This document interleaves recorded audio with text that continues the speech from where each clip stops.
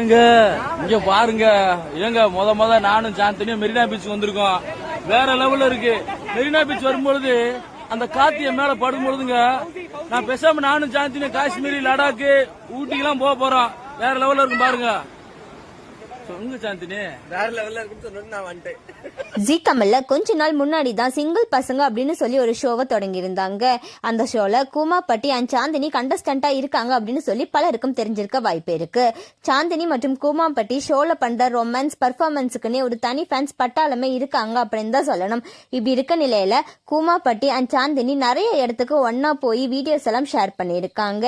And அது மட்டும் இல்லாம சாந்தினி கூமாப்பட்டிக்கு போய் அங்க இருக்க ஒரு கிராமத்து பொண்ணாவே ட்ரெஸ் பண்ணி வயலுக்கு போய் மாடு மேய்ச்சு நிறைய வீடியோஸை ஷேர் பண்ணியிருந்தாங்க.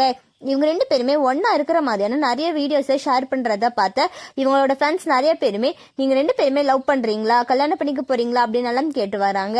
அண்ட் அது மட்டும் இல்லாம ரீசெண்டா கூட சாந்தினி அண்ட் கூமாப்பட்டி ஒரு இன்டர்வியூல நீங்க ரெண்டு பேருமே லவ் பண்றீங்களா அப்படின்னு சொல்லி கேட்டிருக்காங்க. அதுக்கு இல்ல, ஷோல என்ன சொல்றாங்களோ நாங்க அதை அப்படியே பண்றோம், அவ்வளவுதான். எனக்கு சாந்தினி ஒரு குரு மாதிரி, எங்க ரெண்டு பேத்துக்குள்ள வேற எதுவுமே இல்லை அப்படின்னு சொல்லி ரெண்டு பேருமே விளக்கம் கொடுத்திருக்காங்க. இப்படி இருக்க நிலையில கூமாப்பட்டி அண்ட் சாந்தினி ரெண்டு பேருமே பீச்சுக்கு போய் அங்க எடுத்த வீடியோ தான் ஷேர் பண்ணிருக்காங்க. இப்ப இந்த வீடியோ தான் சோசியல் மீடியால பயங்கர வைரல் ஆயிட்டு வருது.